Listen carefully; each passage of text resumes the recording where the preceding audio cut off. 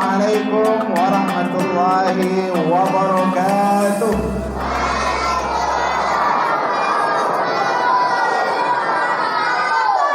Alhamdulillah, alhamdulillahil hadi lil haqq. Nas'aluhu an yahdiyana linanhadha bi amanatina. Ashhadu an la ilaha illallah wahdahu la syarika lah, wa ashhadu anna sayyidana Muhammadan abduhu wa rasuluhu la nabiyya ba'dah. Allahumma salli wa sallim wa barik wa karrim ala sayyidina wa maulana Muhammadin wa ala alihi wa ashabihi ajma'in. Amma ba'd. Yang sama-sama kita muliakan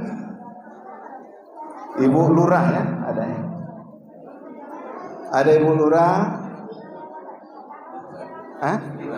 Oh, di masjid sebelah. Insyaallah akan datang ya. Yang sama-sama kita muliakan para pejabat di lingkungan Masjid Nurus Sa'adah, Ketua Masjid Bapak Haji Zaironi yang tambah tua tambah semangat ini, alhamdulillah, beserta para pengurus. Yang sama-sama kita muliakan perwakilan dari PT Deksa Madika, juga tetangga masjid kami yang juga banyak mensupport Masjid Jami Ukhuwah. Yang sama-sama kita muliakan para tokoh agama, tokoh masyarakat, alim ulama, cendik-cendikia. Ada di sini Ustadz Nur Majid. Ini kebetulan kami biasa berangkat ikut MTQ, Musabaqah Tilawatil Quran. Terakhir kami ke IKN saja di Samarinda, ya. Beliau jadi peserta, kalau saya jadi pembimbing dan pelatih. Tapi bukan urusan ngaji lagu. Urusan saya tafsir bahasa Arab. Yang sama-sama kita muliakan Bapak Ibu tua-tua adat yang ada di masjid ini, yang tidak bisa kita sebutkan satu persatu, adik-adikku kaum muslimin dan muslimat yang senantiasa dimuliakan Allah Subhanahu wa taala. Apa kabar semuanya Bapak Ibu? Insyaallah sehat. Ibu-ibu sehat kira-kira? Kurang semangat. Ibu-ibu sehat? Bapak-bapak sehat? Lebih semangat bapak-bapak. Coba kita tes ibu-ibu, angkat tangannya, digerak-gerakkan, takutnya nanti setruk. Bisa nggak bergerak tangannya? Bergerak. Alhamdulillah. Kanan, kiri, kanan, kiri. Taruh di palanya, kira-kira panas apa tidak? Taruh di dado, berdegup apa tidak? Masih? Taruh di dompet, kira-kira berisi apa tidak? Kalau kosong, minta sama lakinya. Alhamdulillah, kita bersyukur kepada Allah. Allah berikan kesehatan kepada kita, Allah berikan kesempatan kepada kita, sehingga pada malam hari ini kita dapat hadir di majlis yang mulia ini dalam rangka memperingati, mengambil hikmah dari sebuah peristiwa yang luar biasa, spektakuler, yaitu peristiwa mukjizat Isra Mi'raj Nabi besar Muhammad sallallahu alaihi wasallam. Kita bersyukur kepada Allah Bapak Ibu. Kenapa? Karena kata Rasulullah sallallahu alaihi wasallam bersabda, "Majtama'a qaumun fi baitin min buyutillah." Tidaklah sekelompok umat kaum berkumpul di rumah Allah. Kita ini berada di mana? Di masjid. Masjid ini rumah Allah. Kata Rasul, khairu biqa'il ardi masajiduha wa syarruha aswaquha. Sebaik-baik tempat di muka bumi ini adalah rumah-rumah Allah Subhanahu wa taala, dan seburuk-buruk tempat di muka bumi ini adalah pasar. Yang sering ke pasar, hati-hati. Ya. Kenapa? Karena kata Rasul, di situ tempat banyak orang yang berbohong. Di situ banyak tempat orang-orang yang merubah timbangan dan seterusnya. Tetapi kalau kita masuk masjid, masjid ini adalah sebaik-baik tempat di bumi Allah Subhanahu wa taala. Apa kata Rasul? Tidaklah berkumpul sebuah umat, satu kaum di masjid, kecuali akan Allah turunkan. Yang pertama, Allah akan turunkan rahmat Allah Subhanahu wa ta'ala. Allah Subhanahu wa ta'ala akan turunkan as-sakinah. As-sakinah artinya ketentraman, kedamaian, ketenangan. Kalau saya tanya bapak-bapak, ya, tidak usah ibu-ibu, karena jawabannya pasti beda, Pak. Kira-kira bapak-bapak lebih tenang ngajak ibu-ibu pergi ke masjid, apa lebih tenang ngajak ibu-ibu pergi ke mall atau ke pasar? Ke Kalau ibu-ibu kira-kira lebih tenang pergi ke masjid apa ke pasar, ke mall? Ke mall jawabannya. Ketika kita berada di masjid, Bapak Ibu, perasaan kita tenang, tentram, bahagia. Ngapa? Karena yang hadir di masjid ini, innama ya'muru masajidallah man amana billah. Yang hadir di rumah-rumah Allah Subhanahu wa ta'ala, di masjid-masjid, mereka yang beriman kepada Allah, mendirikan salat, mengeluarkan zakat, dan mereka tidak takut kecuali kepada Allah Subhanahu wa ta'ala.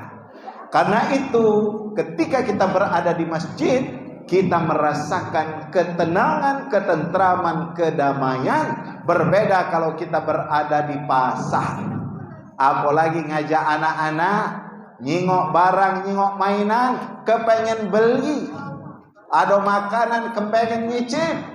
Tapi kalau di masjid yang terlihat Al-Quran, ya dah, yang terlihat apa ini, tulisan-tulisan bahasa Arab, yang terlihat apa lagi, orang-orang yang sholat, maka yang hadir di dalam diri kita ketika di masjid, kita merasa tenang, tentram, bahagia. Kira-kira adik-adik lebih lemak di masjid apa lemak di pasar? Serius? Rius. Subhanallah, luar biasa. Adik-adik di masjid ini lebih tenang berada di masjid. Takbir, Allahu Akbar. Apalagi yang akan kita dapatkan ketika kita berada di masjid? Hafathumul malaikah. Malaikat membentangkan sayap kasih sayangnya. Bapak Ibu, saat ini kita dicatat oleh malaikat. Si fulan duduk di bucu situ, si fulan sambil dengarkan, sambil minum kopi. Ditulis kegiatan kita di sini oleh para malaikat. Dan yang keempat, wa dzakarahumullahu fi man 'indah, dan kita dibanggakan oleh Allah Subhanahu wa taala di hadapan para malaikatnya. Karena itu kita bersyukur kita berada di masjid ini. Kalaupun Bapak Ibu tidak mendapatkan ilmu misalnya di masjid, cukuplah berada di dalam masjid, berzikir, mendengarkan, maka kebaikan, keutamaan yang 4 tadi sudah kita dapatkan.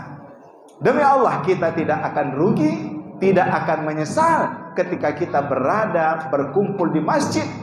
Yatluna kitab Allah, membaca firman-firman Allah, wa yatadarasuna fima bainahum, kita mempelajari ayat-ayat Al-Quran. Tadi dibacakan subhanallazi asra, ayat-ayat yang berbicara tentang peristiwa Isra Mi'raj. Surah An-Najm juga dibacakan firman Allah yang terkait dengan Mi'raj Rasulullah sallallahu alaihi wasallam.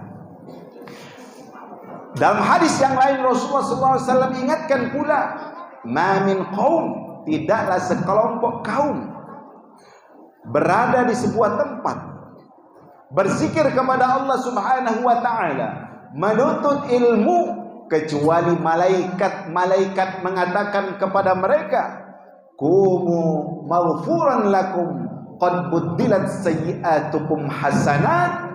Kalau setelah usai kegiatan majlis taklim, kalau setelah usai kegiatan belajar menuntut ilmu, peringatan-peringatan hari-hari besar Islam, apa kata malaikat? Qumu, berangkatlah, pulanglah ke rumahmu, qad buddilat sayyi'atukum hasanat, dalam kondisi dosa-dosa kalian diampuni oleh Allah Subhanahu wa taala, dan keburukan-keburukan kalian telah diganti dengan kebaikan.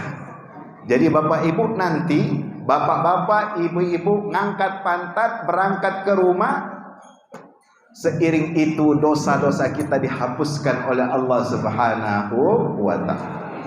Ini bukan berarti yang baru setengah dengar ceramah langsung dapat bonus itu. Yang sampai habis dengar ceramah, selesai wassalam, insya Allah dapat keutamaan, diampuni dosanya, digantikan kesalahannya dengan kebaikan. Amin. Allahumma. Salawat dan salam jangan pernah kita lupakan.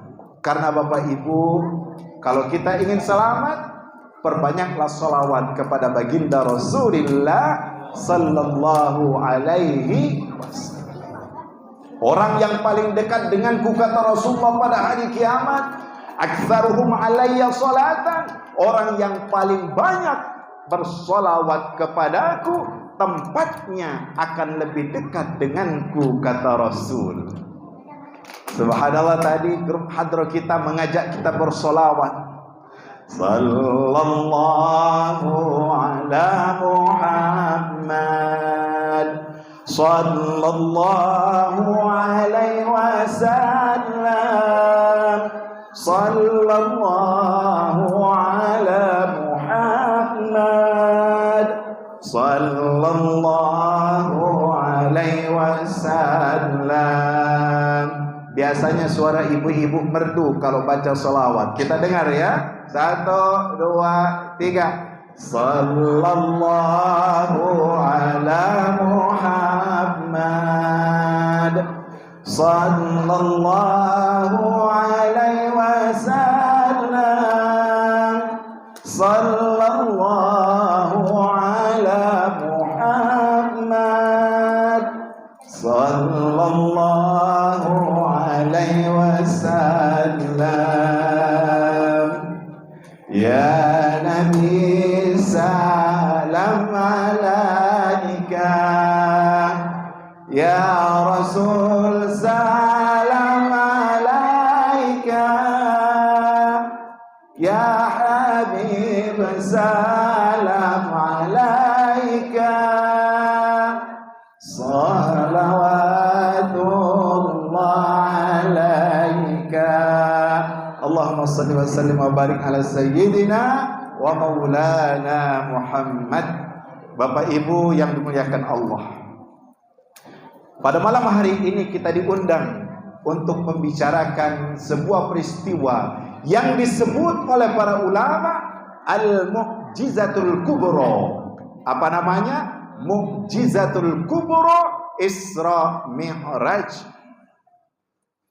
Ada 2 mukjizat yang terbesar yang didapatkan oleh baginda Rasulullah sallallahu alaihi wasallam, yang sampai hari kiamat akan tetap memberikan manfaat, tetap memberikan kebaikan kepada kita. Pertama, mukjizat Al-Qur'anul Karim, yang sampai hari kiamat mukjizat itu akan tetap kita rasakan. Baca Al-Quran Bapak Ibu dalam kondisi senang luar biasa indahnya. Dalam kondisi sedih tetap saja kita mendapatkan keberkahan. Itulah keistimewaan bacaan Al-Quran. Itulah mukjizat terbesar, yaitu turunnya Al-Quran kepada baginda Rasulullah sallallahu alaihi wasallam. Ini mukjizat yang pertama yang sampai nanti pada hari kiamat kita tetap akan merasakan manfaat dari mukjizat Al-Quran. Karena itu kita disuruh untuk rajin-rajin baca Al-Quran. Kata Rasul, Iqra'ul Quran, bacalah Al-Quran, fa innahu ya'ti yaumal qiyamati syafi'an li ashabih. Bacalah Al-Quran, karena Al-Quran itu nanti pada hari kiamat akan memberikan syafaat kepada orang-orang yang membacanya. Kalau Ustaz tanya kira-kira yang paling rajin baca Al-Quran, bapak-bapak atau ibu-ibu di masjid ini? Ibu-ibu? Lebih rajin ibu-ibu baca Quran atau bapak-bapak? Biasanya ibu-ibu memang rajin baca Al-Quran. Kalau mah itu kita tes. Ya dah. Siap ibu-ibu? Lanjutkan bacaan Ustaz. Bismillahirrahmanirrahim. Wal fajri wa layalin ashr. Ibu-ibu. Oke, belum bisa jawab. Nanti ada pertanyaan kedua. Sekarang tes bapak-bapak. Bismillahirrahmanirrahim. Qul huwallahu ahad. Lebih hafal bapak-bapak dibanding ibu-ibu Al-Quran. Soal yang kedua untuk ibu-ibu. Bismillahirrahmanirrahim. Taha.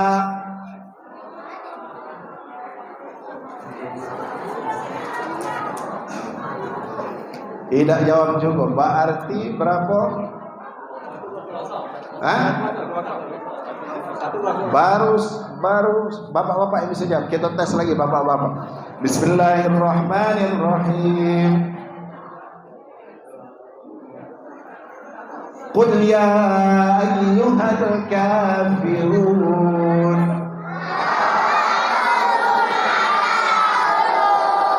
Ini surat paling sulit Bapak Ibu. Bapak-bapak hafal. Kan banyak yang terbalik-balik, berputar-putar, tapi luar biasa bapak-bapak. Ternyata 2-0 bapak-bapak lebih menang dari ibu-ibu. Mukjizat Al-Quran, ibu-ibu, bapak-bapak, mukjizat terbesar, di mana setiap huruf yang kita baca kita akan mendapatkan pahala 10 kali lipat. Kata Rasulullah, aqulu alif lam mim wa innama alif harfun lam harfun min harfun. Aku tidak mengatakan satu huruf itu alif lam mim, tetapi alif satu huruf, lam satu huruf, mim satu huruf. Ketika kita baca berarti 30 pahala yang sudah kita dapatkan. Tapi walaupun itu yang jadi imam, janganlah salah pula. Uji Ustaz tadi 2 huruf baik sudah banyak pahala. Bismillahirrahmanirrahim. Yasin. Allahu Akbar. Budak-budak kecil tertawa. Nah, cuma 2 huruf dibaca Ustaz itu. Walaupun pahalanya besar, tetapi bagusnya bacaan imam dipanjangkan dikit. Alhamdulillah. Jadi mukjizat yang pertama yang didapatkan oleh Rasulullah yang paling istimewa sampai pada hari kiamat, tetap kita rasakan nikmat manfaatnya, Al-Quran. Karena itu jangan jauh-jauh dari Al-Quran. Mukjizat yang kedua Bapak Ibu adalah mukjizat Isra Mi'raj, di mana manfaatnya, faedahnya sampai hari kiamat, kita pun tetap merasakan manfaat dan faedah dari peristiwa Isra Mi'raj ini. Karena itu kata Imam Mutawalli Asy-Sya'rawi, mukjizat Isra Mi'raj ini dia berada pada posisi kedua setelah mukjizatnya Al-Qur'anul. Kenapa demikian? Karena Bapak Ibu, yang menjadi salah satu tanda keislaman kita itu diambil dari peristiwa Isra Mi'raj yang nanti akan kita bahas di penghujung, yaitu salat 5 waktu. Maka peristiwa Isra Mi'raj ini disebut dengan Al-Mu'jizatul Kubra, mukjizat yang terbesar yang kedua setelah Al-Qur'anul Karim. Kalau saya tanya, apa perbedaan mukjizat? Dalam Islam ini Bapak Ibu ada beberapa istilah yang menunjukkan sebuah hal yang luar biasa di atas nalar kita. Kita tidak bisa mengalahkannya. Yang pertama ada yang disebut dengan mukjizat. Mukjizat ini amrun khariqun lil 'adah. Sesuatu yang di luar kebiasaan, yang terjadi pada diri Nabi dan Rasul, yang menantang orang-orang untuk membuat sepertinya. Itulah mukjizat. Mukjizat ini terjadi pada Nabi dan Rasul. Yang kedua ada irhas. Ada istilah irhas itu Bapak Ibu, peristiwa yang luar biasa terjadi kepada calon yang akan menjadi Nabi dan Rasul. Contohnya bagaimana? Contohnya ketika baginda Rasulullah SAW dilahirkan, banyak terjadi keluar biasaan. Di antaranya apa? Di antaranya padamnya api yang berada di Persia. Runtuhnya tembok-tembok yang ada di Persia. Itu salah satu irhas. Sesuatu yang luar biasa yang terjadi kepada calon Nabi. Karena saya yakin di sini pasti ada sesuatu yang luar biasa yang terjadi kepada kita. Tapi apa namanya? Kita sebutkan. Yang ketiga, ada yang dikenal dengan karomah. Karomah itu Bapak Ibu, sesuatu yang luar biasa yang terjadi kepada orang-orang yang menjadi kekasih Allah Subhanahu wa taala. Misalnya kita membaca kisah-kisah Syekh Abdul Qadir Al-Jailani misalnya. Bagaimana beliau memiliki karomah. Tidak usah jauh-jauh, di daerah kami ada namanya Kiai Bahri. Kiai Bahri itu punya karomah. Apa di antara karomahnya? Ketika orang-orang Jepang datang, ingin membunuh, yang terjadi apa? Beliau dengan meletakkan satu tongkat saja, orang-orang Jepang itu sesat jalannya, tidak bisa ketemu dengan Kiai Bahri. Nah, ini karomah Allah berikan kepada kekasihnya, orang-orang yang alim, orang-orang yang baik, orang-orang yang soleh. Disebut dengan apa? Ada lagi Ustadz, sesuatu yang luar biasa. Seseorang terkepung oleh api yang besar. Api dalam pikiran kita, wong itu pasti mati di situ. Kebakaran, tidak bisa menyelamatkan diri. Tapi ternyata dia selamat. Ini disebut dengan ma'unah. Ma'unah itu pertolongan yang luar biasa Allah berikan kepada siapapun yang Allah kehendaki, walaupun orang itu bukan ahli agama, bukan orang dekat dengan Allah Subhanahu wa taala. Itu disebut apa tadi? Kita sudah kenal mukjizat, irhas, karomah, Kenal Musailamah Al-Kazzab Bapak Ibu? Musailamah Al-Kazzab itu seorang yang mengaku-ngaku jadi nabi. Ketika Musailamah Al-Kazzab ini ingin pamer kenabiannya, berjumpa dengan sebuah sungai. Sungai itu masin luar biasa, dan dia sesumbar. Hei pengikutku, air ini hilang asinnya. Setelah aku ludahi, air ini akan menjadi air tawar. Enak kalian minum. Sesumbarnya siapa? Musailama al-Kadzdzab. Ketika dia ludahi air tersebut, sungai tersebut, lalu dites oleh pengikutnya, yang terjadi apa? Tambah masin. Bukan menjadi tawar, tetapi tambah berlipat ganda kemasinannya. Ini disebut dengan apa? Disebut dengan ihanah. Jadi sesuatu yang luar biasa yang dijadikan oleh Allah kepada musuh Allah Subhanahu wa taala disebut dengan ihanah. Allah permalukan. Allah jadikan orang itu hina dengan apa tadi? Pengakuannya. Suatu kali Musailama al-Kadzdzab melihat seorang yang buta sebelah. Buta sebelah, Pak. Uji Musailama, sini pendukungku, followerku sini. Sebentar lagi orang ini aku doakan matanya akan terbuka, tidak lagi buta. Apa yang terjadi? Pas dia baca doa, dak taunya mato yang terbuka sikoknya tertutup. Dua-duanya jadi buta. Inilah disebut dengan apa? Ihana. Ihana itu artinya apa?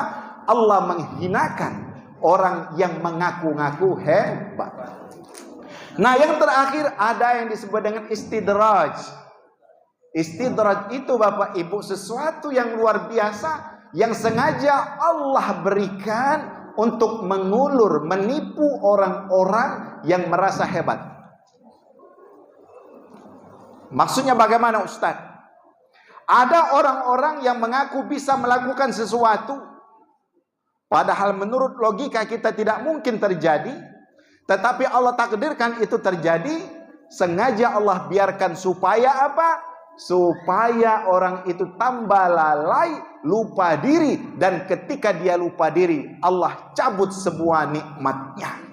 Contoh, ada orang yang mengaku, saya tidak pernah sholat, tapi rizki saya lancar. Saya tidak pernah puasa, bisnis aku lancar-lancar baik. Sengaja Allah ulur, silakan, lajulah, nikmatilah. Tiap hari kerjaannya menghibah orang lain, nikmatnya terus bertambah. Apa ini maksudnya? Ini disebut dengan istidraj. Sengaja Allah ulur-ulur Bapak Ibu, supaya apa? Supaya tidak ada lagi kesempatan untuk dia bertaubat kepada Allah Subhanahu wa taala. Ketika dia nanti sudah tenggelam dalam kemaksiatan, Allah akan timpakan musibah dan bala yang dia tidak bisa lagi keluar darinya. Bapak Ibu, kita baru berbicara tentang mukjizat, belum masuk kepada Isra Mi'raj. Peristiwa Isra Mi'raj ini akan Ustadz sampaikan. Pertama, apa itu Isra Mi'raj? Yang kedua, alasan terjadinya Isra Mi'raj. Yang ketiga, hikmah yang dilihat oleh Rasulullah SAW ketika beliau melakukan perjalanan Isra Mi'raj. Dan yang terakhir, urgensi sholat dalam kehidupan kita sehari-hari. Ini kalau nak kita bahas sampai subuh, tapi kita singkat-singkat, mana yang pacak kita jelaskan, kita jelaskan. Intinya Bapak Ibu, kita dapat ilmu, dapat pemahaman tentang peristiwa Isra Mi'raj. Itu baru pembukaan mengenai mukjizat, karomah, irhas, ihana, apalagi tadi? Mauna, apalagi tadi? Istidraj. Nah, kaum muslimin dan muslimat yang dimuliakan Allah Subhanahu wa taala. Isra sebagaimana yang dibaca dalam Al-Qur'an tadi. Saya kira semua kita hafal ya. Ayo kita baca sama-sama. Bismillahirrahmanirrahim. Subhanalladzi asra bi'abdihi layla. Asra bi'abdihi layla. Laylan minal masjidil haram ilal masjidil aqsa.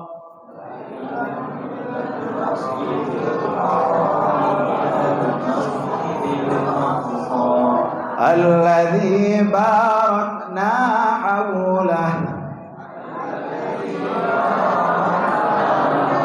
linuriyahu min ayatina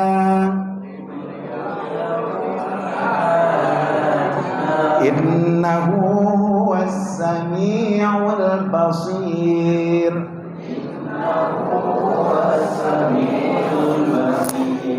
Rasulullah sallallahu alaihi wasallam bersabda, laqad usriya bi. Rasulullah mengatakan, bersabda, aku telah diperjalankan. Pada surah Al-Isra ini dimulai dengan kalimat apa? Subhana. Apa arti subhana? Maha suci. Maka kata para ulama, ketika kita melihat sesuatu yang menakjubkan, melihat sesuatu yang membuat kita terheran-heran, maka ungkapan yang kita keluarkan adalah apa? Subhanallah. Tanzihullah an kulli naqsin. Artinya apa? Kita membersihkan Allah Subhanahu wa ta'ala dari semua kekurangan-kekurangan. Kenapa demikian? Karena peristiwa yang akan terjadi ini Bapak Ibu, sampai saat ini orang-orang masih berdebat. Apakah betul-betul pernah terjadi? Apakah terjadinya hanya dengan ruhnya saja dalam mimpi?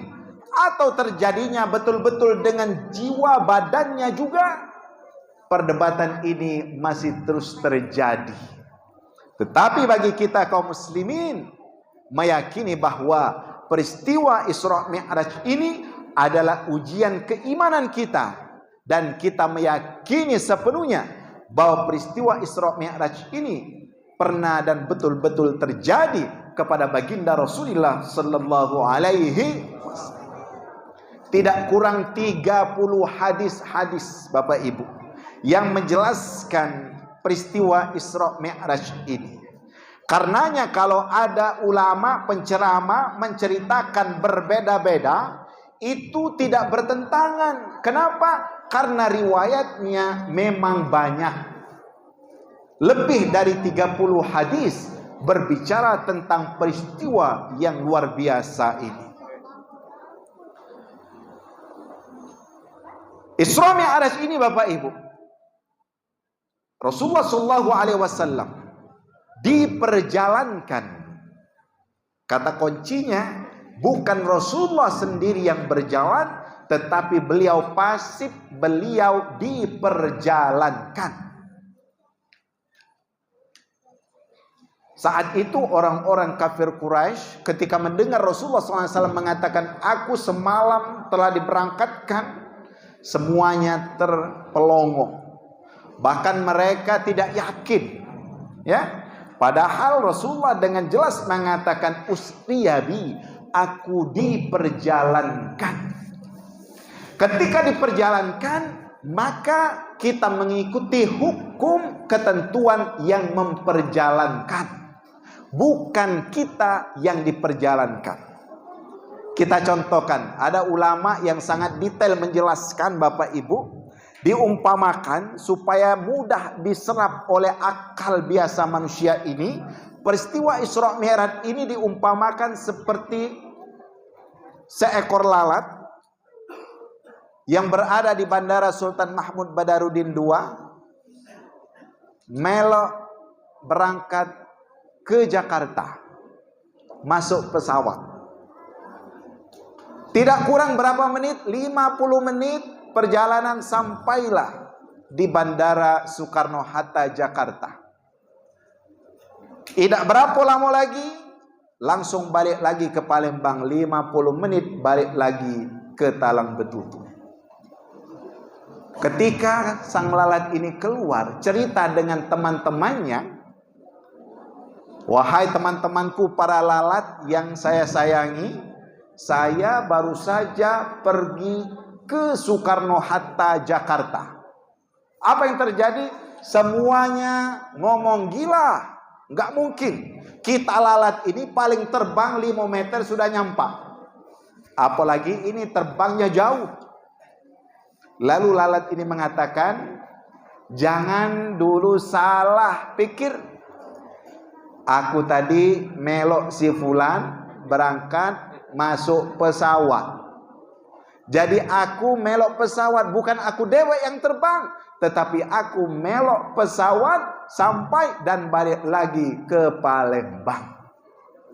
Jadi hukum yang diikuti bukan hukum terbangnya lalat, tetapi terbangnya pesawat. Maka kalau kita dekatkan dengan peristiwa Isra Mi'raj ini, bukan baginda Rasulullah SAW sebagai manusia biasa itu, ya, yang berangkat, tetapi kekuasaan Allah Subhanahu wa taala yang memberikan kekuatan beliau sehingga beliau bisa melakukan Isra dan Mi'raj ini, Bapak Ibu. Karena itu disebutkan Subhanalladzi asra, maha suci Allah Subhanahu wa taala yang telah memperjalankan bi'abdihi, hambanya. Di sini Bapak Ibu pertanyaan besar.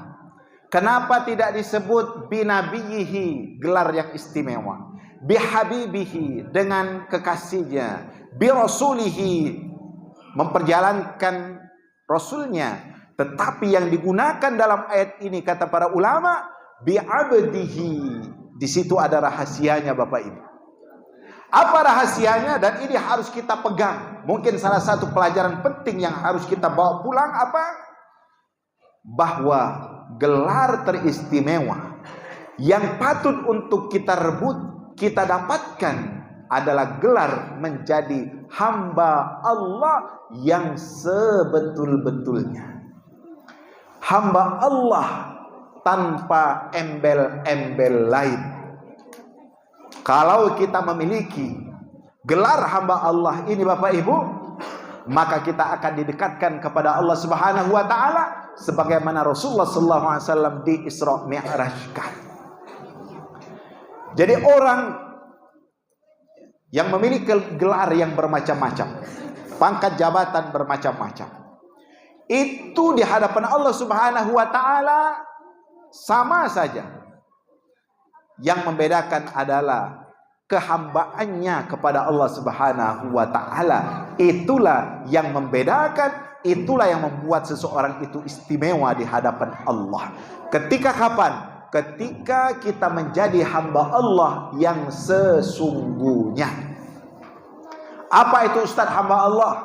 Hamba Allah itu Bapak Ibu, orang-orang yang senantiasa kepengen melakukan ketaatan, melakukan perintah Allah, meninggalkan larangan-larangan Allah Subhanahu wa taala.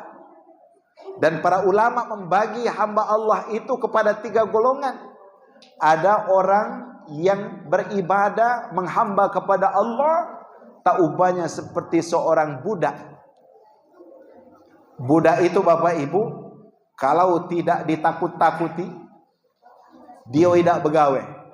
Awas, bulan depan tidak cair gajimu kalau tidak rajin begawe.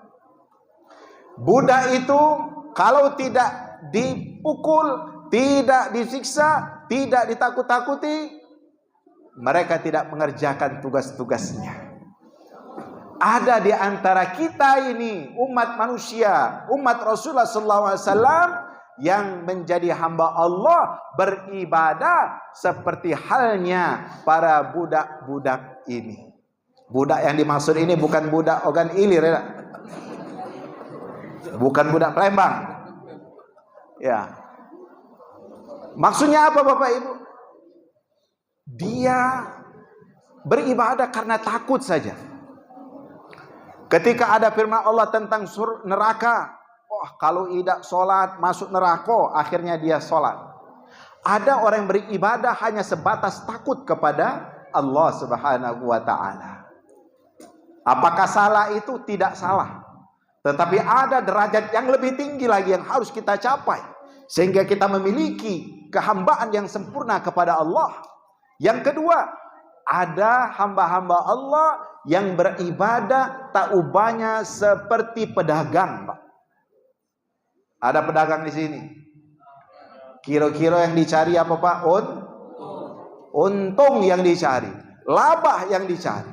Ada di antara umat Islam ini dan kita ini beribadah karena ada untungnya.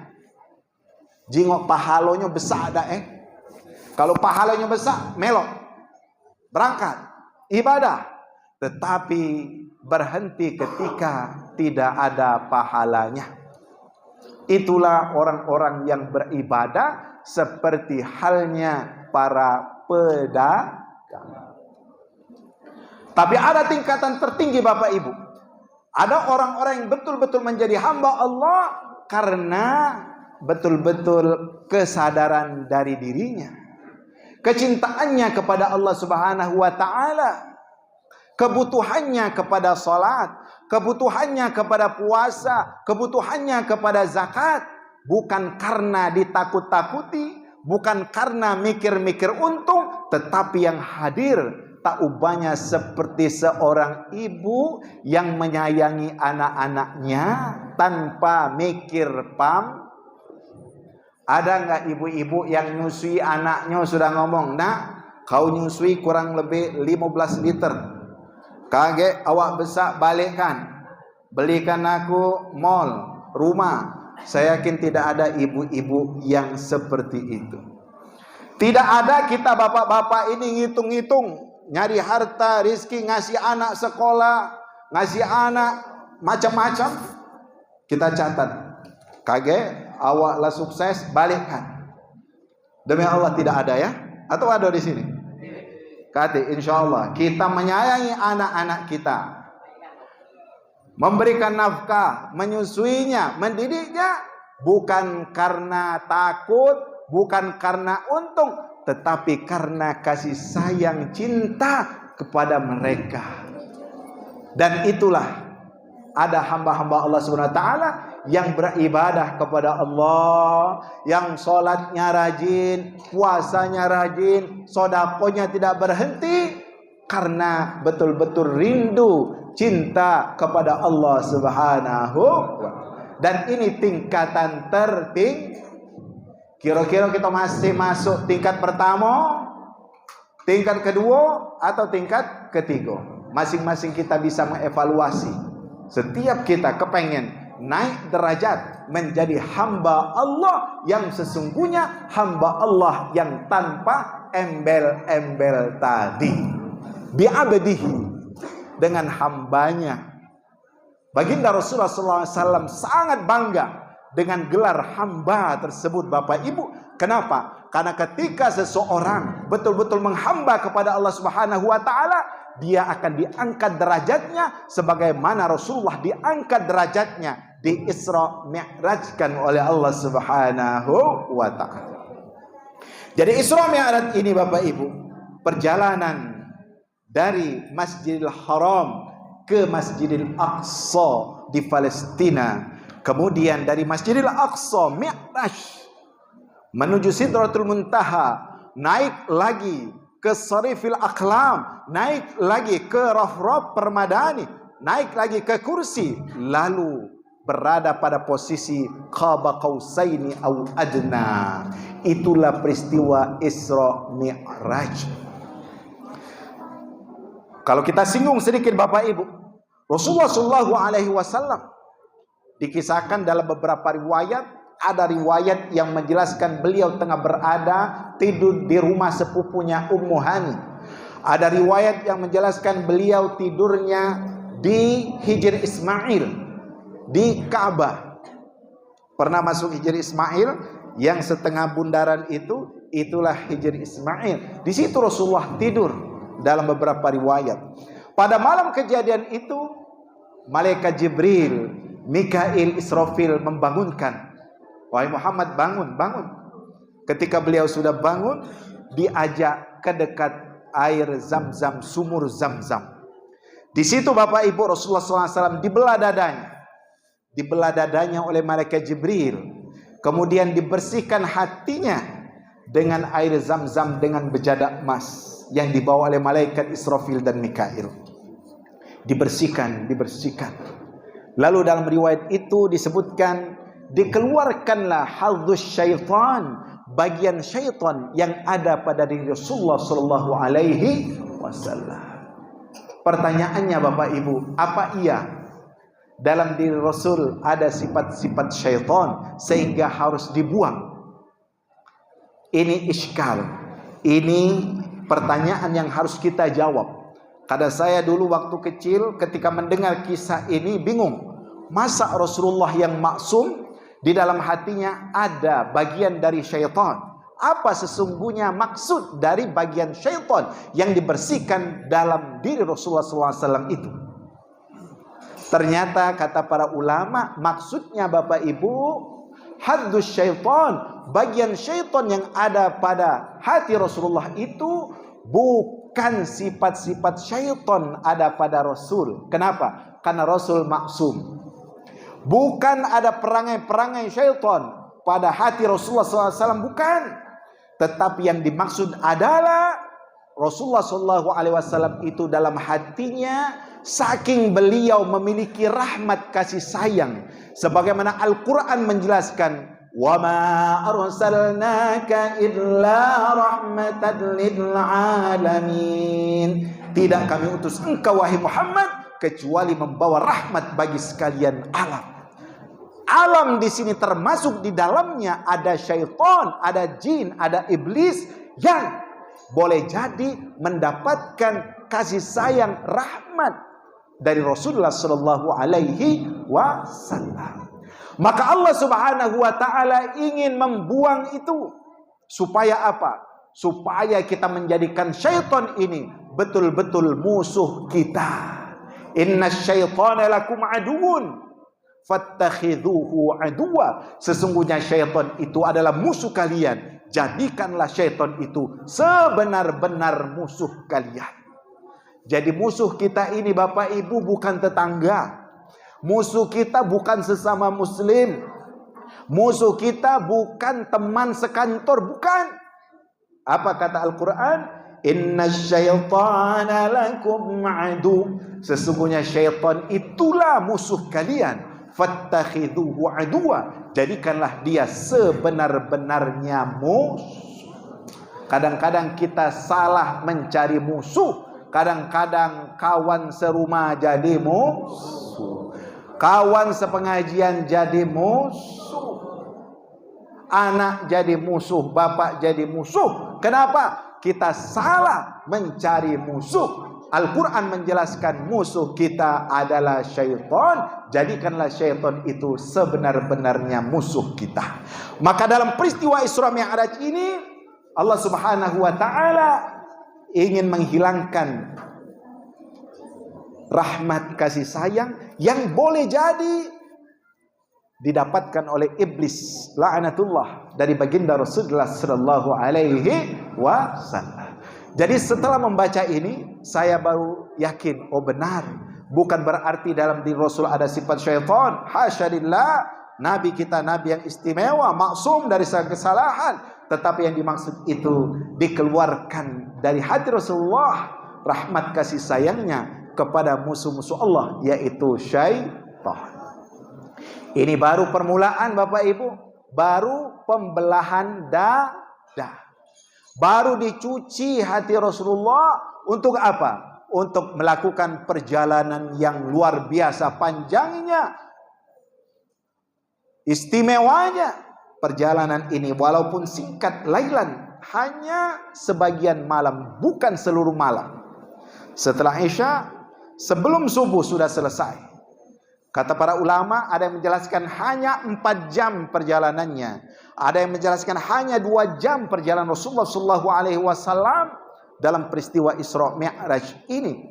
Tetapi Rasulullah disiapkan apa? Dibersihkan hatinya supaya betul-betul siap menghadapi perjalanan berikutnya. Ini pelajaran besar Bapak Ibu. Sebelum kita menghadap Allah Subhanahu wa ta'ala, kita harus membersihkan diri kita. Harus mensucikan diri kita. Sebelum kita sholat, kita disuruh apa? Bersuci, berwudu. Kalau sakit tayamum, kalau tidak ada air tayamum. Itu artinya kita mensucikan diri sebelum kita menjumpai Allah Subhanahu wa taala.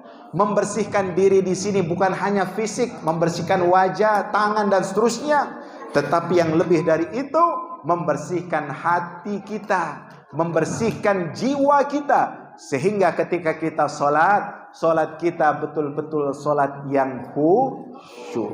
Salat kita betul-betul salat yang nanti menjadikan tanha 'anil fahsya'i wal munkar, salat yang membuat kita membenci perbuatan keji dan mungkar. Kaum muslimin dan muslimat yang dimuliakan Allah Subhanahu wa taala. Peristiwa Isra Mi'raj ini akan Ustadz simpelkan saja. Rasulullah SAW setelah dibelah dadanya, beliau dinaikkan kepada buraq, tunggangan para nabi. Buraq ini Bapak Ibu tunggangan yang berada di surga. Kurang lebih beliau dipilih dari 40.000 buraq-buraq yang lainnya. Ketika dilihat oleh malaikat Jibril, ada seekor buraq yang kerjaannya menangis sedih. Ditanya, "Wahai buraq, apa yang membuatmu menangis?" Buraq ini mengatakan, "Sudah lama aku mendengar nama Nabi Muhammad, tapi sampai saat ini aku belum pernah berjumpa dengannya." Apa kata malaikat Jibril? "Siap-siap, ikut bersamaku. Kita akan mengundang baginda Rasulullah sallallahu alaihi wasallam." Rasulullah dinaikkan ke atas buraq Bapak Ibu. Sebelah kanannya malaikat Jibril, sebelah kirinya malaikat Mikail. Kemudian di tengahnya baginda Rasul, sedangkan malaikat Israfil tetap berada di dekat sumur Zamzam, tidak ikut dalam perjalanan tersebut. Rasulullah melakukan perjalanan melewati beberapa tempat. Pertama beliau berhenti di sebuah tempat yang nantinya bernama Madinah Al-Munawwarah. Kata malaikat Jibril, "Turun, sholat 2 rakaat." Ketika selesai sholat, Jibril mengatakan, "Tahu tidak wahai Muhammad, tempat inilah di mana nanti engkau akan hijrah. Itulah kota Madinatul Munawwarah." Selanjutnya berjalan lagi, berhenti di sebuah tempat Madian, tempat Nabi Musa alaihissalam memberikan air minum kepada 2 orang wanita untuk memberikan minuman kepada gembalaannya, domba-domba. Di situ Rasulullah sholat pula. Lalu berangkat lagi, berhenti di Tursina di Mesir, sholat 2 rakaat. Kemudian berjalan lagi, berhenti di Bethlehem, tempat dilahirkan Nabi Isa alaihissalam. Baru setelah itu berhenti di Masjidil Aqsa. Masjidil Aqsa Bapak Ibu subhanallah saat ini dalam cengkraman orang-orang Zionis, Israel, Yahudi. Baru beberapa hari kita melihat terjadinya perdamaian. Sudah puluhan ribu rakyat meninggal dunia. Baru beberapa hari yang lewat terjadi perdamaian. Kita berharap semoga Allah Subhanahu wa taala menyelamatkan Masjidil Aqsa, menyelamatkan penduduk Gaza, penduduk Palestina, sehingga mereka bisa merdeka selamat sebagaimana kita merasakan kemerdekaan seperti di Indonesia ini. Amin Allahumma.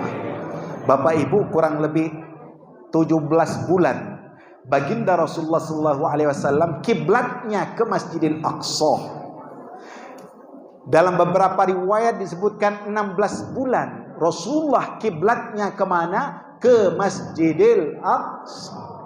Jadi kiblat yang pertama umat Islam adalah Masjidil Aqsa.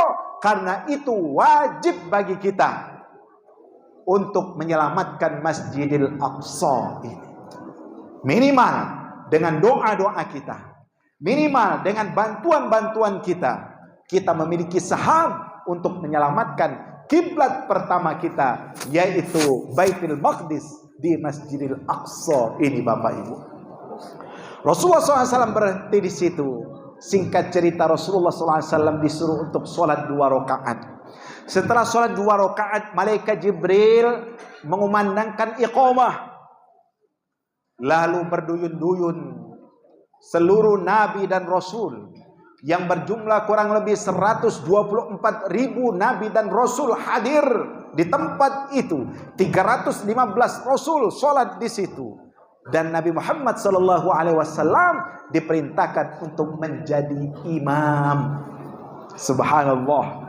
Baginda Rasulullah menjadi imam para nabi, para rasul. Setelah selesai sholat, Rasulullah SAW dihidangkan minuman. Minuman ini Bapak Ibu dalam beberapa riwayat disebutkan 2 gelas. Gelas pertama arak, gelas kedua susu. Dalam riwayat lain ditambahkan lagi air putih. Dalam riwayat lain disebutkan juga air madu.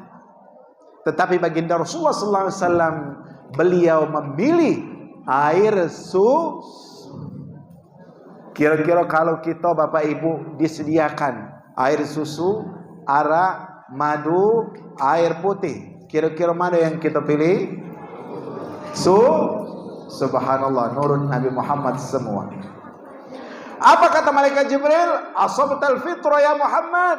Engkau telah melakukan yang tepat, yang engkau pilih adalah kesucian fitrah. Di sini Bapak Ibu, ulama menjelaskan kenapa baginda Rasul tidak memilih khamar, tidak memilih arak, yang beliau pilih adalah susu. Kenapa? Karena yang pertama diminum oleh bayi tanpa dicampur dengan air, tanpa dicampur dengan gula. Yang pertama kita minum adalah susu, fitrah, kesucian. Berbeda dengan anggur. Anggur itu dari buah-buahan yang kalau kita makan halal enak. Tetapi anggur ini yang tugas fungsinya menyehatkan, dikumpulkan, kemudian disimpan, difragmentasi menjadi air, sehingga dia keluar dari kudratnya menjadi memabukkan, bukan menjadikan sehat.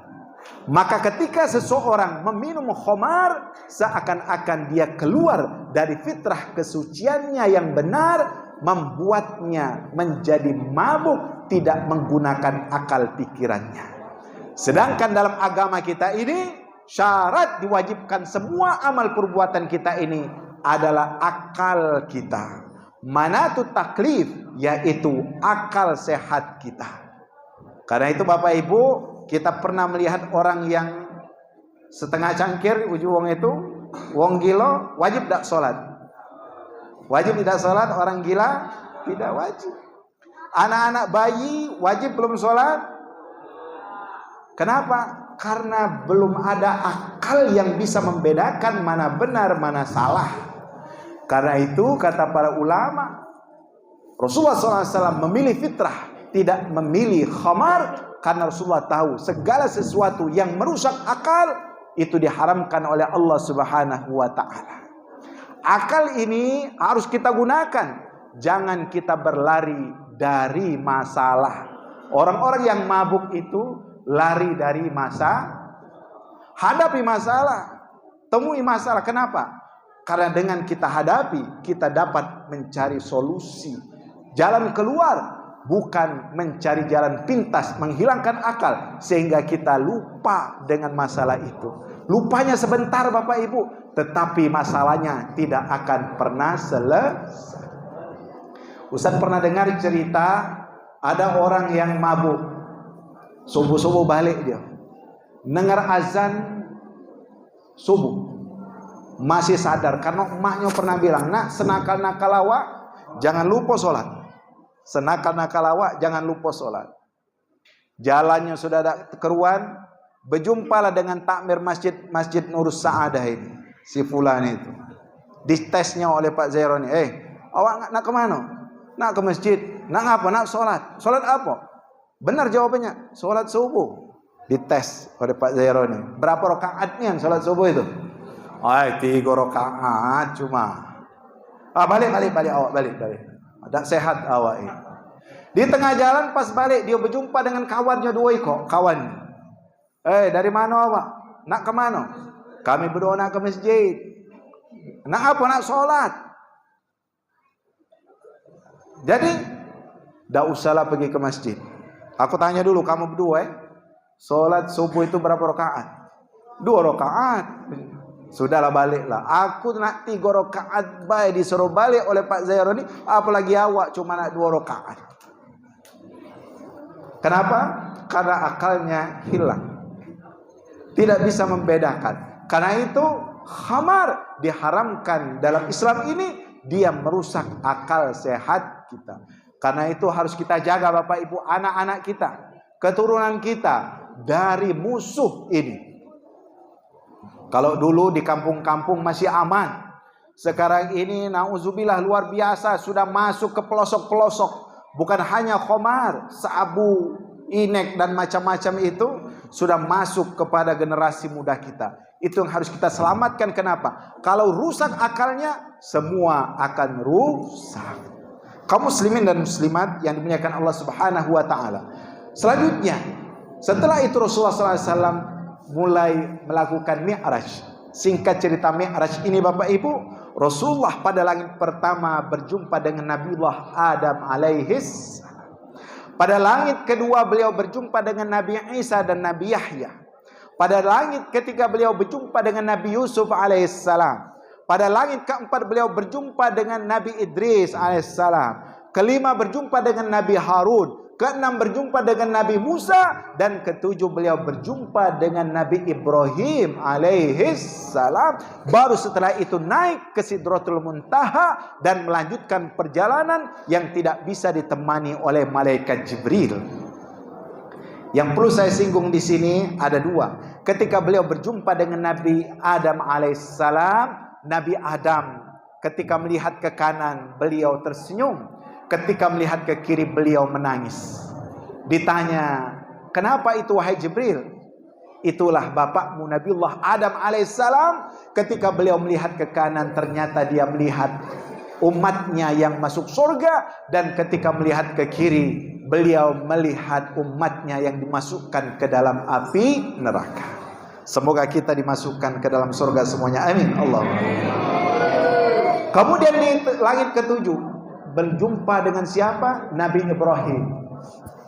Ada hal yang penting yang akan saya sebutkan Bapak Ibu. Semua nabi mengucapkan salam hanya kepada Rasulullah SAW, kecuali Nabi Ibrahim alaihissalam. Apa kata Nabi Ibrahim? Ya Muhammad, aqri ummataka minnis salam. Sampaikan kepada umatmu salam dariku.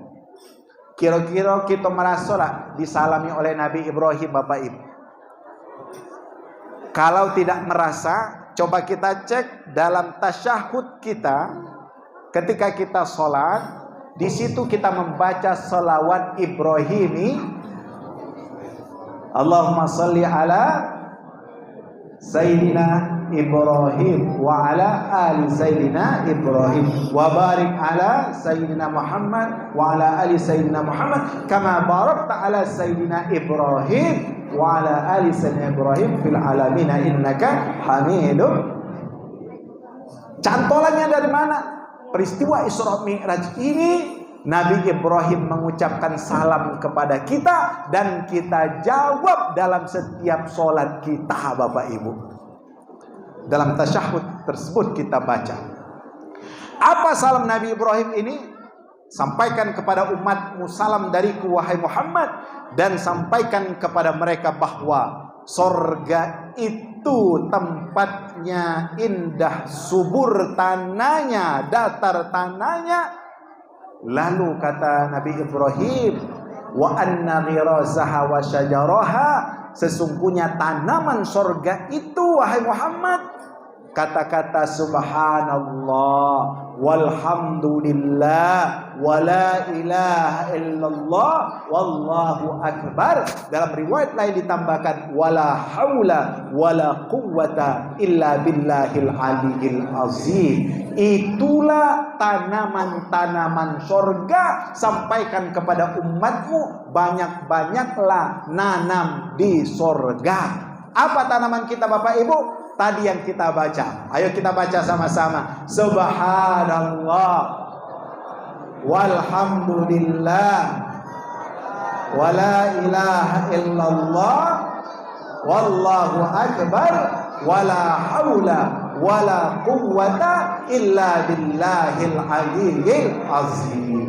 Jadi kalau kita nanam ini, insya Allah kita tidak kepanasan Pak di surga nanti. Kita tidak kesulitan Pak di akhirat kelak. Kenapa? Karena banyak tanaman yang kita miliki. Kaum muslimin, selanjutnya apa?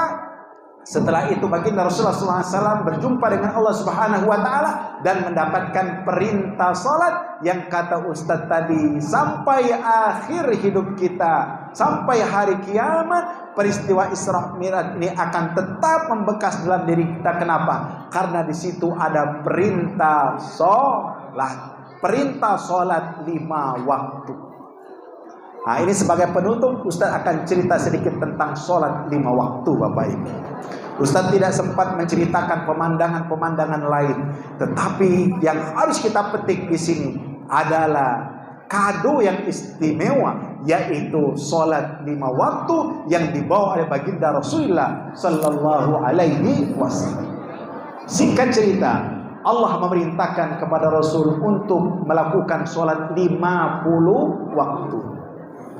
Setelah bertemu dengan Nabi Musa, akhirnya Nabi Musa mengusulkan dikurangi. Kenapa? Aku telah mencoba umatku yang badannya besar-besar, gagah-gagah, cuma 2 waktu, tidak dilakukan juga oleh mereka, kata Nabi Musa. Apalagi umatmu wahai Muhammad, badannya kecil-kecil, ya dah, kurus-kurus, pendek-pendek. Nah, sholat 50 waktu sehari semalam. Kalau kita hitung Bapak Ibu, 50 waktu. Satu sholat saja 5 menit, kita butuh waktu untuk 5 sholat saja berapa menit?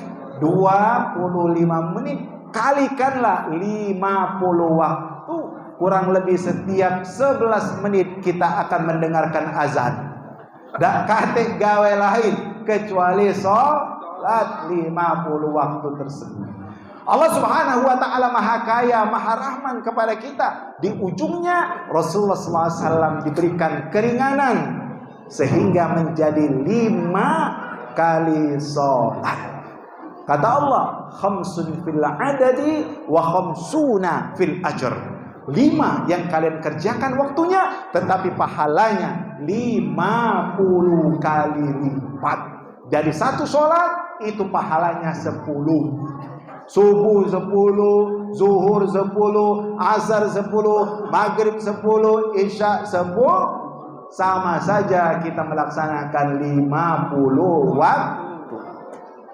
Pertanyaannya Bapak Ibu, kenapa sholat langsung Allah Subhanahu wa Ta'ala memanggil baginda Rasulullah? Di sini ada rahasianya, kata para ulama. Semua rukun Islam itu bisa tidak dilakukan kecuali sholat dan syahadat. Sholat harus kita lakukan. Tidak ada istilah libur dalam sholat, kecuali ibu-ibu. Kalau ada tamu baru tidak sholat. Umirna biqada'is shaum la biqada'is sholat. Kami diperintahkan untuk mengqadha puasa, tidak mengqadha sholat. Tamu yang dimaksud ibu-ibu yang paling tahu. Nah, Bapak Ibu, rukun Islam itu ada berapa? Adik-adik kita sebutkan. Rukun Islam yang pertama adalah syahadat. Minimal 1 kali seumur hidup kita membaca kalimat syahadat. Dan di dalam sholat kita membaca kalimat syahadat. Setiap sholat kita wajib membaca kalimat syahadat. Jadi dalam sholat kita ada kalimat syahadat. Yang kedua, apalagi rukun Islam? Sholat. Yang ketiga, puasa. Di dalam sholat ada puasa. Kira-kira Allahu Akbar, rasa haus, ada kopi kita minum, batal tak sholat kita? Adik-adik ningok ada permen, sholat Allahu Akbar, makan permen, batal tidak? Dalam sholat kita ada puasa. Bahkan gerakan kita pun diatur. Tidak boleh lebih dari 3 gerakan yang merusak khusyukan sholat. Karena itu dalam sholat ada puasa. Selanjutnya ada zakat. Di dalam sholat kita ada zakat. Kenapa? Karena zakat itu sesungguhnya kita mengeluarkan harta, sebagian harta kita. Harta kita itu kita dapatkan dari menggunakan waktu untuk mencari nafkah. Tidak kurang kita sholat misalnya satu sholat 5 menit, 25 menit kita khususkan untuk sholat. Kalau 25 menit ini kita gunakan mencari nafkah, itu miliaran didapatkan Bapak Ibu. Karena itu seakan-akan ketika kita sholat, kita sudah berzakat. Kenapa? Karena waktu yang kita gunakan untuk mendapatkan harta itu kita pakai untuk kita sholat. Di dalam sholat ada haji. Ada yang sudah pernah haji di sini? Sudah pernah umroh? Ustadz doakan semua kita bisa ke tanah suci, amin. Allahumma. Kalau mau berangkat umroh bersama Ustadz biasa mendampingi umroh. Promosi dikit. Tidak usah sebutkan nama travelnya, ya. Insya Allah bulan depan Ustadz akan berangkat ibadah umroh. Haji, alhamdulillah sudah berangkat haji. Semua kita ini kepengen berangkat, Bapak Ibu. Ada tak di sini yang tak galak berangkat ke tanah suci? Ada tak? Ada. Semua kita kepengen berangkat ke tanah suci. Tetapi demi Allah Bapak Ibu, ke tanah suci itu bukan karena mampu, ya, tetapi karena Allah memampukan kita. Karena itu jangan pernah putus asa. Ustaz, umur aku lah tua. Kalau nak daftar sekarang 25 tahun lagi kira-kira sampai apa tidak? Allah Maha Kaya, boleh jadi Allah percepat ditambah kuota lagi. Ya, tahun kemarin itu bergegas wong. Yang jadwalnya masih 10 tahun cepat berangkat. Kenapa? Karena banyak yang tidak pacak bayar lunas. Karena naik ongkos haji. Akhirnya dia berangkat cepat. Banyak cara Allah memberkatkan kita haji dan umrah. Karena itu kita harus senantiasa optimis, berdoa, ya Allah, sebelum aku wafat, aku mohon ya Allah, mudahkan aku berangkat ke tanah suci. Amin. Allahumma. Nah, bagi yang belum bisa berangkat ke tanah suci Bapak Ibu, di dalam sholat kita, itu ada haji, ada umrah. Allahu Akbar. Kita menghadapnya kemana? Ke kiblat kita, Ka'bah. Terbayang Bapak Ibu, semua kita ini menghadap Ka'bah.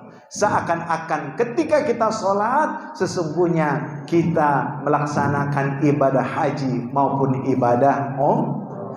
Jadi jangan kecil hati kalau kita belum bisa berangkat ke tanah suci. Kenapa? Dalam sholat kita selalu menghadirkan Ka'batullah al-Musyarrafah. Kaum muslimin dan muslimat yang dimuliakan Allah Subhanahu wa ta'ala. Karena itu ibadah sholat ini harus kita lakukan. Tidak ada libur, ya, kecuali tadi ibu-ibu yang datang tamu. Tapi bagi laki-laki, ya, sholat 5 waktu ini wajib. Sakit pun tetap wajib sholat. Selama masih sadar tetap wajib sholat.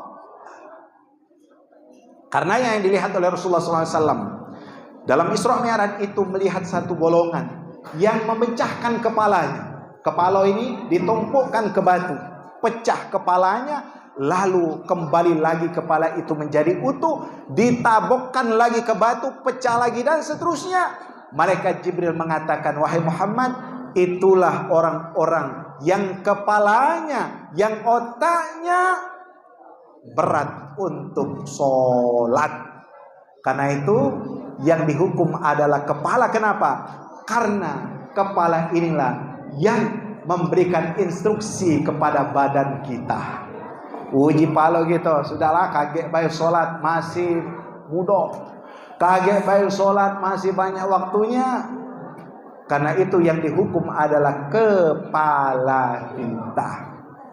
Kenapa? Karena dialah yang memberikan instruksi. Jadi sholat 5 waktu ini kewajiban yang harus kita lakukan. Dengan peristiwa Isra Mi'raj ini kita berharap Bapak Ibu, solat yang kita lakukan ini bukan hanya sekedar solat biasa, tetapi solat hamba Allah yang rindu, bukan karena ditunggu-tunggu waktu, tapi kita yang menunggu waktu bukan dikejar-kejar waktu, tetapi kita yang betul-betul menunggu. Bahkan Rasulullah menjelaskan, salah satu penghapus dosa itu diantaranya menunggu waktu sholat. Zuhur 10 menit lagi kita wudhu, nunggu sholat, itu sudah menghapuskan dosa kita Bapak Ibu. Karenanya kata para ulama, sholatlah. Karena Rasulullah SAW mengajarkan kepada kita, idza hazabahu amrun faza'a ila sholat. Rasulullah SAW kalau ada masalah urusan, beliau langsung sholat. Mengatakan, wahai Bilal, arihna bis sholat. Wahai Bilal, ayo kita sholat. Kita istirahat dengan sholat. Kenapa? Karena dalam sholat itu ada ketenangan. Sebagaimana Rasulullah berjumpa dengan Allah Subhanahu wa ta'ala. Mi'rajnya kita umat Islam ini ada pada sholat. Allah Subhanahu wa ta'ala firmankan, wasta'inu bis sabri was shalah. Mohon bantuanlah kepada Allah Subhanahu wa ta'ala dengan apa? Pertama, sabar. Sabar ini kata para ulama bisa dimaknai juga dengan puasa. Wassalah, dengan sholat. Karena itu kalau kita lagi PC, lagi sulit, lagi ada masalah, jangan pergi ke tempat-tempat yang tidak benar. Pergilah ke masjid, duduklah di sajadah, sholat, laporkan kondisi kita kepada Allah Subhanahu wa ta'ala. Insya Allah kalau kita betul-betul sholatnya khusyuk Bapak Ibu, Allah akan ijabah semua keinginan kita.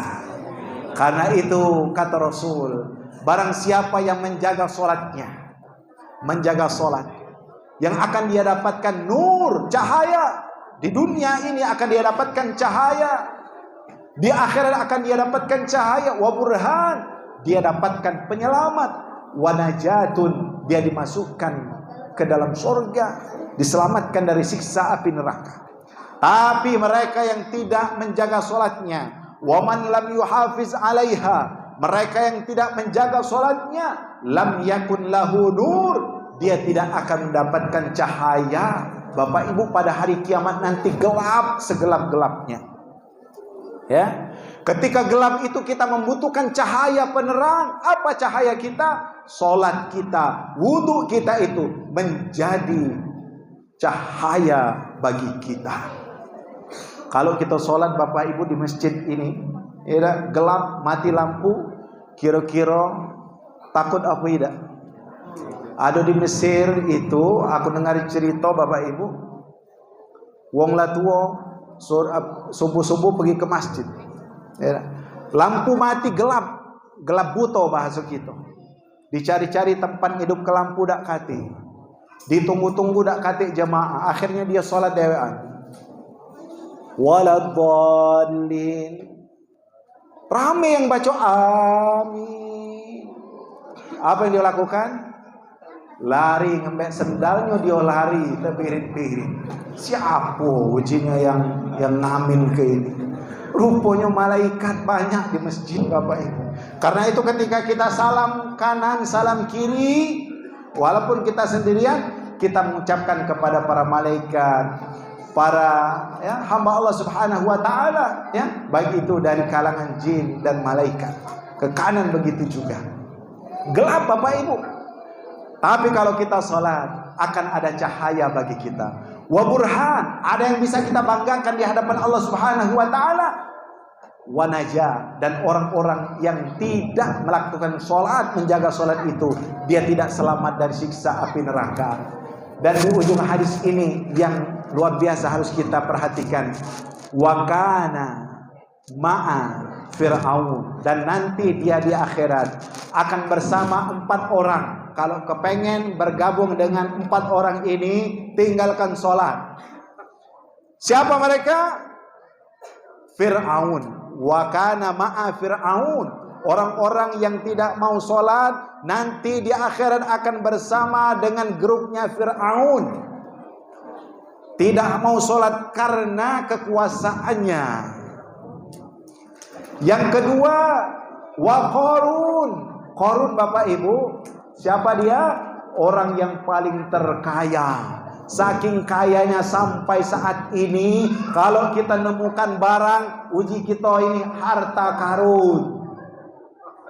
Padahal Qarunnya sudah mati lama. Ya dah. Orang yang tidak mau sholat di neraka nanti dia akan bersama Qarun. Dia sibuk tidak mau sholat. Kenapa? Karena disibukkan oleh harta. Haman bersama Haman. Siapa Haman ini? Orang yang cerdas, pembantunya Fir'aun. Tetapi karena kecerdasan itu dia tidak mau sholat. Kalau galak ngumpul dengan Haman, tinggalkan sholat. Dan yang keempat, wa Ubay bin Khalaf. Dan Ubay bin Khalaf Rasul munafikin, petingginya orang-orang munafik pada masa Rasulullah Sallallahu Alaihi Wasallam. Kira-kira kita kepengen gabung dengan 4 grup ini?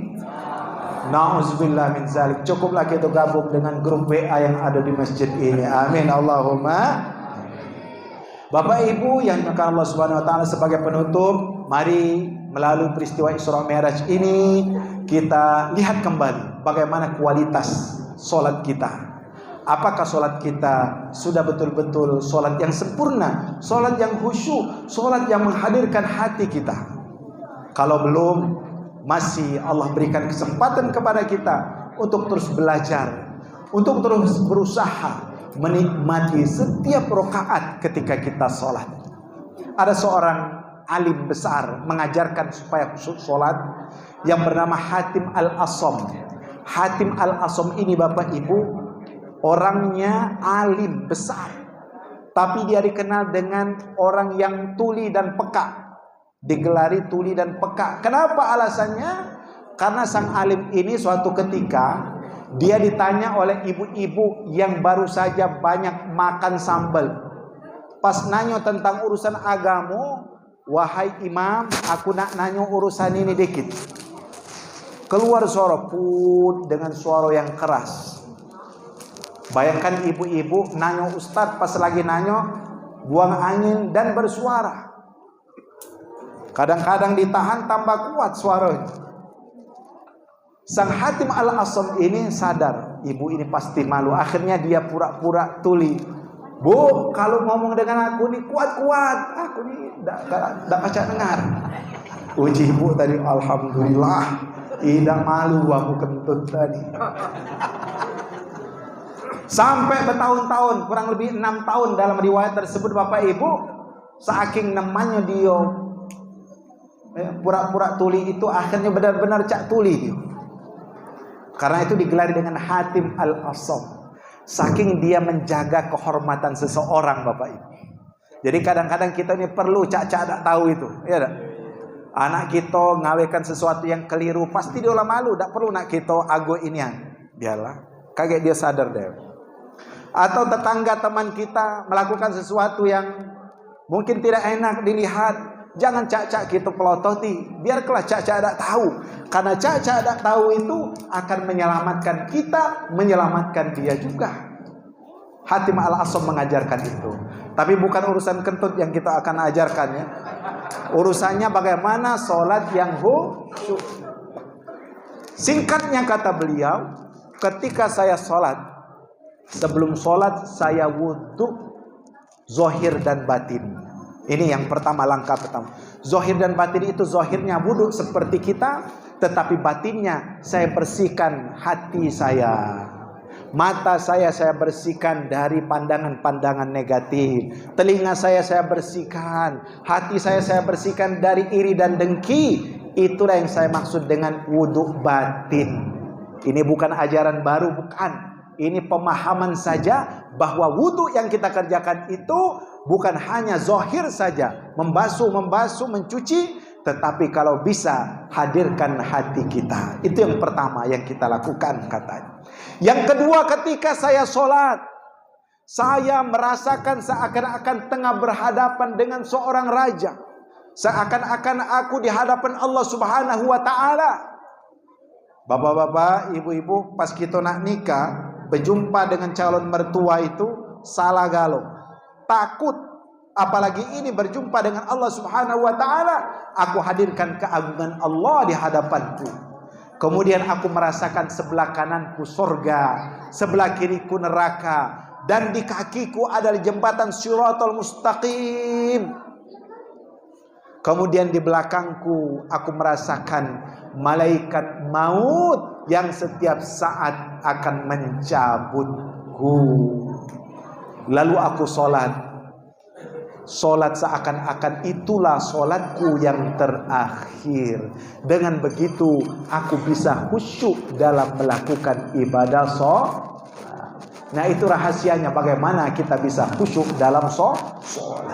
Kaum muslimin dan muslimat yang dimuliakan Allah Subhanahu wa taala, masih banyak yang bisa kita ceritakan tentang Isra Mi'raj ini, tetapi keterbatasan waktu tentunya tidak semuanya bisa kita ceritakan. Semoga apa yang sudah kita bahas ini memberikan motivasi kepada kita untuk semakin rajin salat. Amin. Allahumma.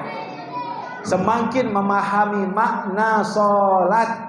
Bukan sekedar tunggang-tunggit saja, tetapi betul-betul kita memahami makna dari solat yang kita kerjakan itu. Amin. Allahumma amin. Rabbi ja'alni muqimas sholah wa min dzurriyyati rabbana wa taqabbal du'a. Itulah doa Nabi Ibrahim. Ya Allah, jadikan aku ini pendiri solat, muqimas sholah wa min dzurriyyati, dan keturunanku ya Allah, dan jawablah doa-doa kami.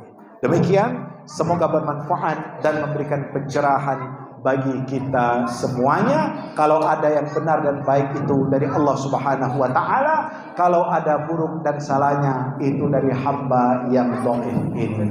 Mohon maaf yang sebesar-besarnya. Insyaallah kita berjumpa di lain waktu dan kesempatan.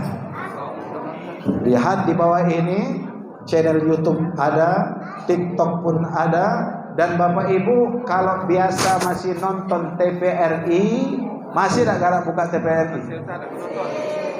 Ustadz biasa hadir jam 3:30 subuh di TVRI Sumatera Selatan, atau sore hari jam 3 sampai 3:30 Ustadz biasa ngisi acara di TVRI Sumatera Selatan. InsyaAllah kita senantiasa dipertemukan dalam ketaatan dan kebaikan. Amin. Allahumma. Mari kita tutup dengan membaca doa. Mari kita awali dengan membaca istighfar sebanyak 3 kali. Astaghfirullahaladzim alladzi la ilaha illa huwal hayyul qayyum wa atubu ilaih. Astaghfirullahaladzim alladzi la ilaha illa huwal hayyul qayyum wa atubu ilaih. Astaghfirullahaladzim alladzi la ilaha illa huwal hayyul qayyum wa atubu ilaih. أعوذ بالله من الشيطان الرجيم. بسم الله الرحمن الرحيم. اللهم يا دائم الخلق على البرية ويا باسط اليدين بالعطية ويا صاحب المواهب السنية، صل وسلم على سيدنا محمد خير الورى سجية، واغفر لنا يا ذا العلا في هذه المناسبة السعيدة. ربنا ظلمنا أنفسنا وإن لم تغفر لنا وترحمنا لنكونن من الخاسرين. اللهم أعنا على ذكرك وشكرك وحسن عبادتك. رب اجعلني مقيم الصلاة ومن ذريتي ربنا وتقبل دعاء. اللهم يا الله ya Tuhan kami puji Engkau ya Allah dengan pujian sepenuh langit dan bumi atas nikmat umur, nikmat kesempatan yang Engkau berikan kepada kami ya Allah, sehingga sampai saat ini kami tetap istiqomah di jalan. Kekalkanlah ini ya Allah, kekalkanlah keistiqomahan kami ini ya Allah hingga akhir hayat kami kelak ya Allah. Allahumma ya Allah ya Tuhan kami, ampuni dosa-dosa kedua orang tua kami ya Allah, dosa para guru-guru kami ya Allah, para ulama kami ya Allah, dosa para pejabat-pejabat kami ya Allah, dosa anak keturunan kami ya Allah, dosa semua kaum muslimin dan muslimat ya Allah. Ya Allah, ampuni semua salah dan khilaf kami ya Allah, baik yang kami sengaja maupun yang tidak kami sengaja. Ya Allah, jadikanlah kami, anak keturunan kami, orang-orang yang mendirikan dan menegakkan solat 5 waktu ya Allah. Mudahkan kami ya Allah untuk memahami semua rangkaian ibadah solat tersebut ya Allah, sehingga semakin bertambah umur ya Allah, semakin kami khusyuk melaksanakan solat 5 waktu. Ampuni salah dan khilaf kami ya Allah, ampuni keterbatasan ilmu kami ya Allah, ampuni kami ya Allah yang sering sekali kalah menghadapi hawa nafsu kami ya Allah. Allahumma tahhir qulubana minan nifaq, wa alsinatana minal kadhib, wa a'malana minar riya, wa amwalana minar riba, wa a'yunana minal khiyanah. Allahumma akhtim hayatana fi husnil khatimah, wa la takhtim hayatana fi su'il khatimah. Ya Rabb, bila tiba saat dan waktunya ya Allah, wafatkan kami semua ya Allah dalam keadaan husnul khatimah. Bila tiba saat dan waktunya ya Allah, wafatkan kami semua ya Allah dalam keadaan husnul khatimah. Rabbana atina fid dunya hasanah wa fil akhirati hasanah wa qina adzaban nar. Subhana rabbika rabbil izzati amma yasifun, wassalamun alal mursalin, walhamdulillahi rabbil alamin. Taqabbalallahu minna wa minkum, taqabbal ya karim. Demikian yang dapat saya sampaikan. Mohon maaf atas segala khilaf dan kurangnya. Burung Irian, burung cendrawasih. Cukup sekian dan terima kasih. Nisa sekian, LP Sukaisi. Cukup sekian, insyaallah kita jumpa lagi.